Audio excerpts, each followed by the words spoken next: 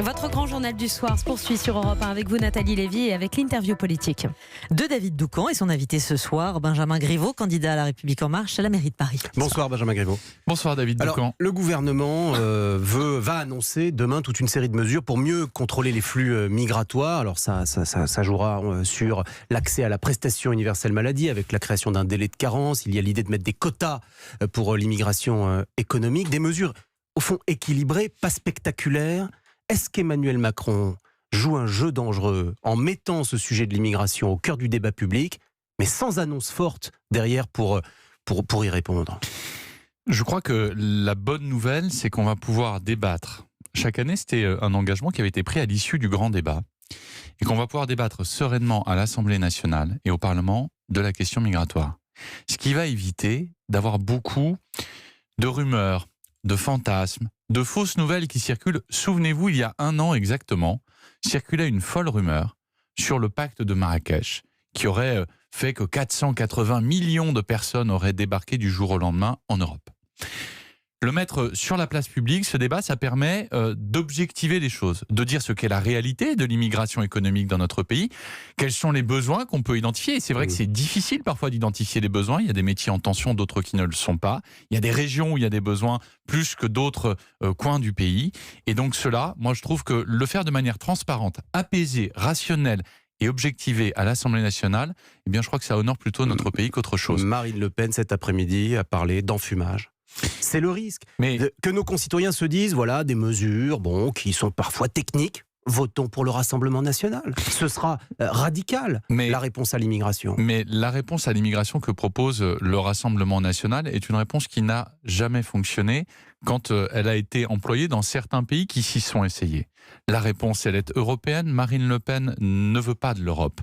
La réponse, elle passe par des gardes-frontières au niveau européen avec les 5000 gardes-frontières. Marine Le Pen s'est toujours prononcée contre, en siégeant au Parlement européen par ailleurs, ces gardes-frontières européens.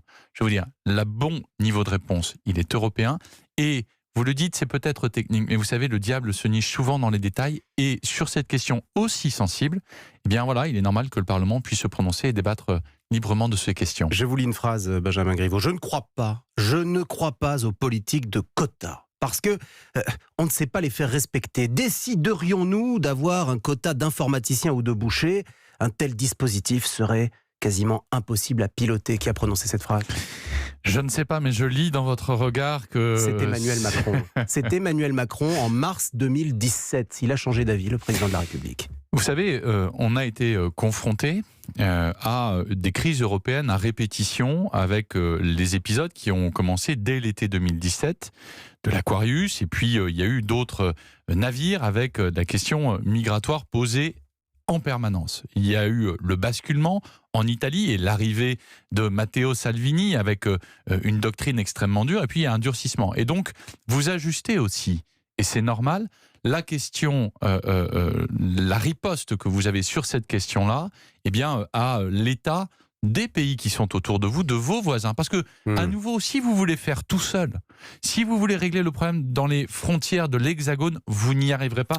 Vous racontez des histoires aux Français. Le président de la République. Quand on a en Italie, en Allemagne, des situations politiques qui évoluent, le président de la République, eh bien, avec ses homologues européens, bâtit du consensus. Des quotas sur l'immigration économique, peut-être actionner le levier de la prestation universelle maladie avec ce délai de carence. Tout cela ne répondra pas à une situation absolument lunaire entre la porte de la Chapelle et la porte d'Aubervilliers. Aujourd'hui, au moment où on se parle à Paris, près de 3000 migrants qui s'entassent dans un campement insalubre, indigne de la France et de notre pays. Le sujet, là, ce sont les délais de réponse pour les demandes d'asile, qui sont toujours très longs. La loi Collomb a été un coup d'épée dans l'eau. Ça n'a pas été un coup d'épée dans l'eau, et c'est vrai qu'il y a une crise humanitaire qui se développe entre la porte d'Aubervilliers et la porte de la Chapelle, et je n'oublie pas, c'est pas parce que je suis élu de Paris que je ne regarde pas au-delà du périphérique, qu'il y a aussi un campement en Seine-Saint-Denis, à Saint-Denis. Et donc, cette question-là, c'est la question du traitement des délais de traitement des dossiers. Ça s'est amélioré, la loi Collomb l'a permis, pas encore suffisamment, mais on a amélioré un peu la situation. Le président dit lui-même que ce n'est pas satisfaisant. Ça n'est pas suffisant, à l'évidence.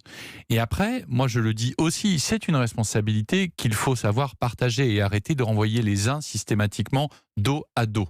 La ville de Paris, et moi si demain je suis maire de Paris, ne devrait pas autoriser les campements. C'est-à-dire que lorsque une tente s'installe à la porte d'Aubervilliers, à la porte de la Chapelle ou que sais-je, ailleurs, eh bien, il faut demander au préfet de l'évacuer parce que là, il y a une question ça de compétence. fixe les populations. Anne Hidalgo dit c'est la responsabilité de l'État. Absolument pas. C'est l'occupation du domaine public de la ville de Paris et ça, c'est absolument la responsabilité du maire de Paris. Encore faut-il que le maire de Paris demande l'évacuation, ce qu'elle n'a jamais fait, pour des raisons de politique interne. C'est-à-dire lesquelles ?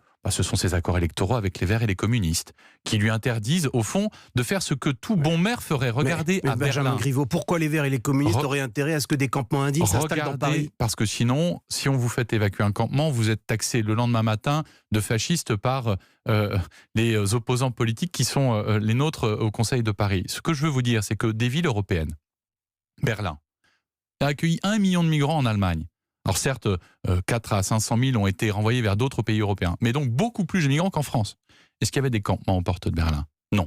Pourquoi ? Parce que là-bas, il n'y avait pas de petite politique politicienne sur un sujet aussi grave. Quand il y a une crise humanitaire, la ville de Paris travaille main dans la main avec l'État, sinon ça ne peut pas fonctionner. Alors vous portez une proposition dans cette campagne électorale pour la mairie de Paris. Vous dites, on va créer une police municipale, 5000 hommes et femmes armés. C'est votre proposition. D'abord, une précision. Quand vous dites une police municipale armée, on parle d'armes létales ? On parle d'armes de poing, donc 9 mm, donc oui, potentiellement létales. Ce sont donc des pistolets, pour qu'on soit très clair. Voilà. Non, mais il fallait apporter cette précision parce que certains parfois jouent sur l'ambiguïté. Comment financez-vous cette proposition ? Alors, d'abord, je le fais pour une raison simple, c'est que quand on dit qu'on va créer une police municipale, ce que dit la maire de Paris, Madame Hidalgo. Oui, elle fait aussi cette proposition. Ouais. Oui, une police désarmée.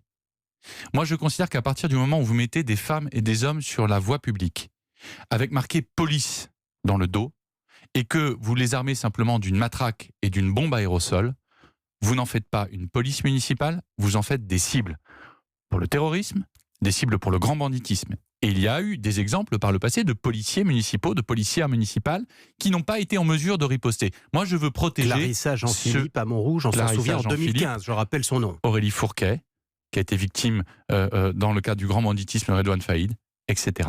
Et donc moi, je veux protéger ceux qui vont protéger les Parisiens. Parce qu'à Paris, il y a les missions de la police nationale, le banditisme, la grande criminalité, le terrorisme, et il faut bien séparer la mission de la police nationale des missions de la police municipale. La police municipale, c'est quoi ? Ce sont les nuisances du quotidien. C'est le rassemblement en bas de l'immeuble. C'est les nuisances qui sont liées au bruit la nuit parce que voilà, il y a un bar un peu trop bruyant. C'est les vendeurs à la sauvette.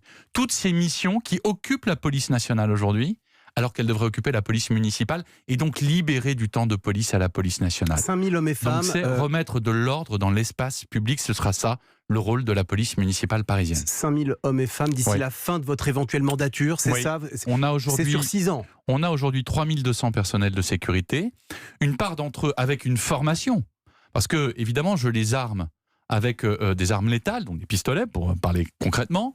Mais le pendant de cela, c'est une vraie formation. Former un policier municipal à partir de quelqu'un qui n'a aucune formation sur les sujets de sécurité, c'est 120 jours. Ça coûte 15 000 € par personne.